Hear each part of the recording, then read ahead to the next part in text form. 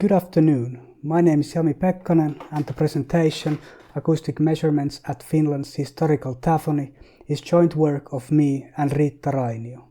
We present 4 TAFONI, their historical background and their resonant acoustic properties.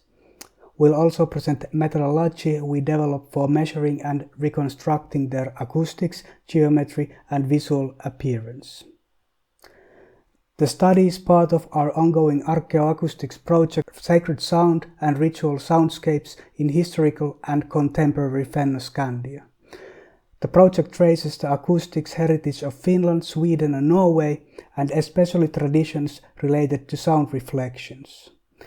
The project employs 6 researchers, whose name you can see on the slide. TAFONI are naturally occurring cavities in granular rock created by different kinds of weathering processes. Around 60 TAFONI sites are known in Finland. They are approximately 10 to 400 centimeters in diameter and typically have smooth concave walls and round openings. They usually include multiple cavities. Many of the TAFONI are locally well known and have been named. In folklore they have been associated with devils and spirits, offerings are brought to them, and they have been used by, for example, sages, healers and people fleeing war. Next we will present 4 different TAFONI that we focus on in this presentation and some of their associated history and folklore. Uunikivi or oven rock is a TAFONI in Pekkanen, southern Finland. Its main cavity is around 60 centimeters in diameter and the opening is around 40 centimeters. Uunikivi has been used as a place of refuge during wars of the 18th century. The cavity has also been used as an oven and its floor is covered with ash and charcoal. Pirunkivi or Devil's Rock can be found at Petäjävesi, central Finland. It has 2 cavities, a left one of around 70 centimeters and a right one of approximately 90 centimeters. A human head can fit nicely inside through its 30 centimeters wide opening.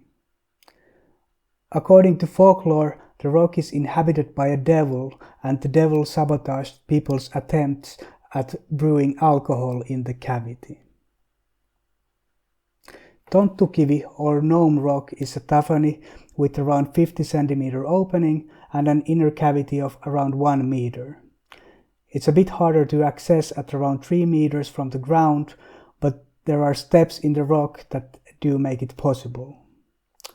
Folklore tells that a gnome of a nearby village dwells in the rock, and local fishermen have been known to place offerings in the cavity as late as the 1920s. Tonttukivi can be found in Tyrantö, southern Finland. Hiidenkirnukivi or Hiisiskettle Rock is at Heinävesi, eastern Finland. It has chambers left and right, both approximately 1 meter in size. The opening is around 1 meter in height and half a meter in width, and it's quite easy to enter. In the center there's even a kind of stool that you can sit on.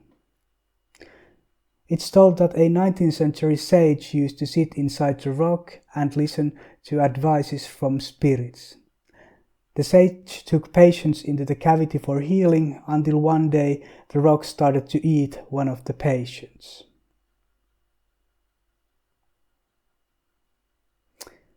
Next we will present some acoustical findings from the last year's measurements, after which you will hear more about the measurement equipment and analysis and reconstruction methods.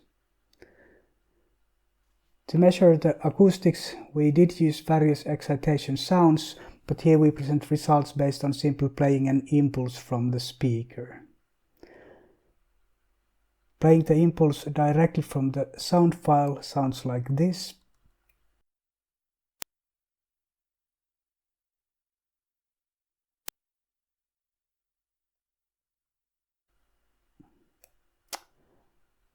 And recording it in open space sounds like this.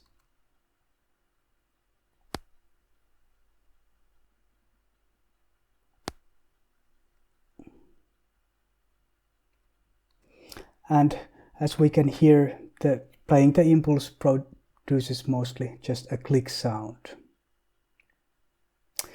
Next we will hear how the impulse sounds in the TAFONI. First we have uunikivi or oven rock, which sounds like this.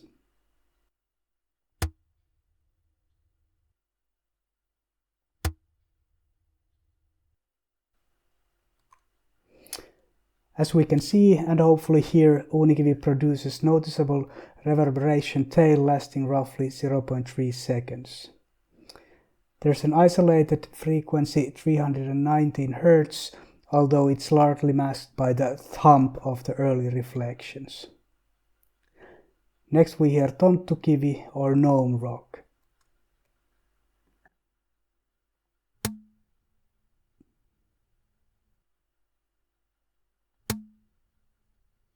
It has a bit longer tail, lasting around half a second.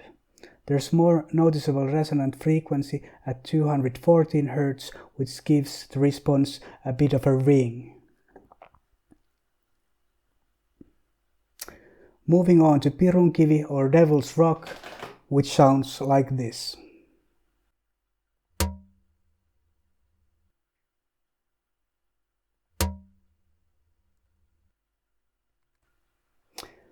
The reverberation is now around 1 second long and it resonates at multiple frequencies. We have the strongest resonance at 193 Hz and other resonances at 542 and 953 Hz. Finally, we have hiidenkirnukivi or hiisiskellon rock sounding like this.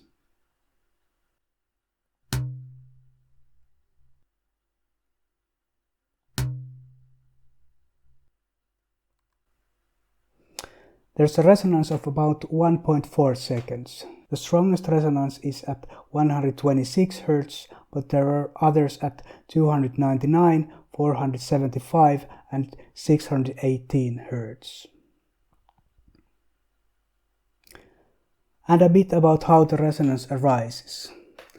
When sound waves bounce between smooth parallel walls, like the opposite sounds of a taphon cavity, they form a standing wave at frequencies dependent on the geometry of the cavity. These standing waves cause amplification and prolongation of sound at the resonant frequency of the space. When music and speech performances are done in a resonant space, a drone-like sound effect arises. Of note, all the resonant frequencies presented here are within the human voice range. The lowest 126 Hz is roughly the note B2 and the highest 953 Hz is about A-sharp 5. Typical baritone range starts at G2 and soprano ends at C6. To make this a bit more concrete, next we have a demonstration of auralization and visual reconstruction of hiidenkirnukivi.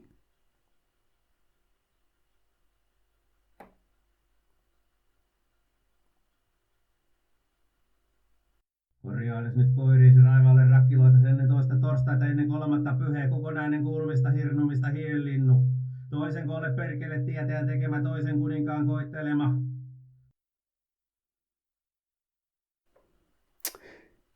In the demonstration you heard the artist Eero Peltonen recite a Finnish spell. The demonstration was created by auralizing an earlier dry recording by convolving it with the impulse response of hiidenkirnukivi. Hiidenkirnukivi starts to resonate strongly at the beginning of the demonstration when the pitch of Eero's speech matches the resonant frequency of 126 Hz. The visualization was done by combining a laser-scanned 3D model with a 360-degree panorama made using drone photography. We'll next discuss some of the methodological challenges and our solutions to them. Our field setup consists of a custom-made acoustical measurement system we called Arges, an off-the-shelf LiDAR-equipped iPhone and a DJI Fly 3 drone. To measure the acoustics of TAFONI, we can't really use standard acoustical measurement setups like balloons or large speakers, as they simply don't fit into the TAFONI. Instead, we have a compact speaker with microphones attached to it. We call this setup Arges because it looks a bit like the one-eyed creature Cyclops. The size of Arges is about that of a human head, and it has the advantage of automatically producing a roughly binaural measurement. There's also a directional ambisonics microphone attached to the back. For small spaces like TAFONI, we found the compact speaker produces good excitation even with the simple impulse.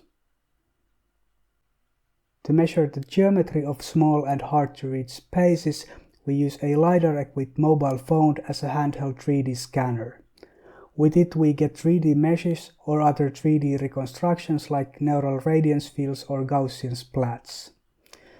To scan badly lit spaces like insides of a TAFONI, we attach an off-the-shelf battery-powered video recording light. For hardest to reach places we use a selfie stick, as you can see in the photo.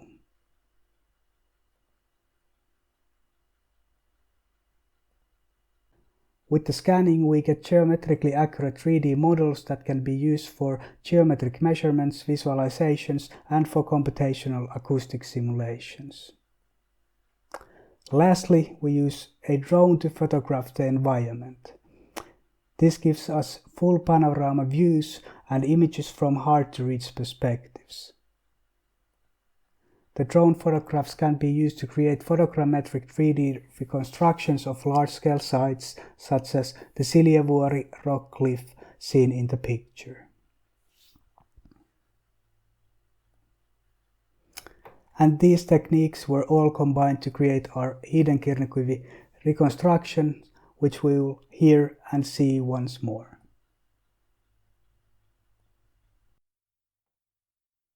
Korjailes nyt koiriisi raivaalle rakkiloita ennen toista torstaita ennen kolmatta pyhää kokonainen kuulumista hirnumista hienlinnu.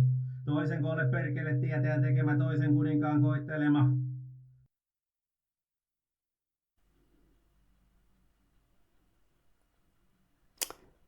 Thank you very much for your attention.